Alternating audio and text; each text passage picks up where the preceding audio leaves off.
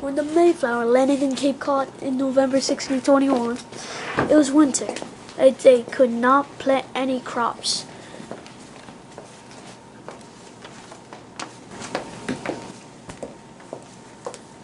The sisters argued over starvation.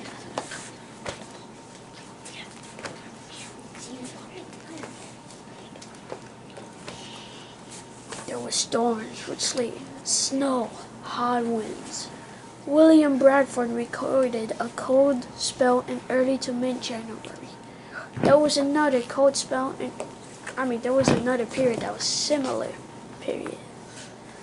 In early to mid-February, Bradford described most of the rain of the winter as windy with frequent periods of rain. There were many viruses and diseases that could kill us, and there was no home for any of us.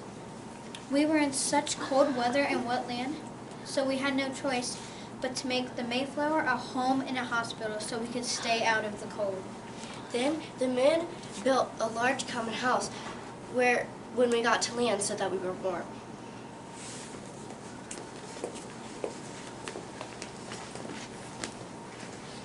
I, William Bradford, recalled that in times of sickness, so many of my fellow pilgrims were sick.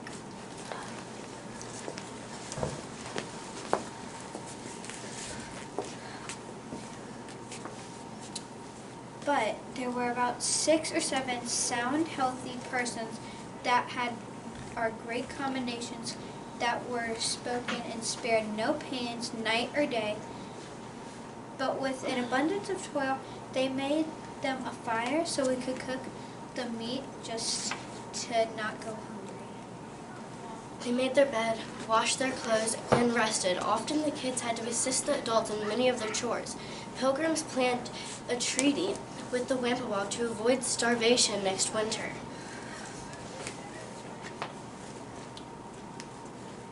They had to trade their family heirlooms just so they could get food.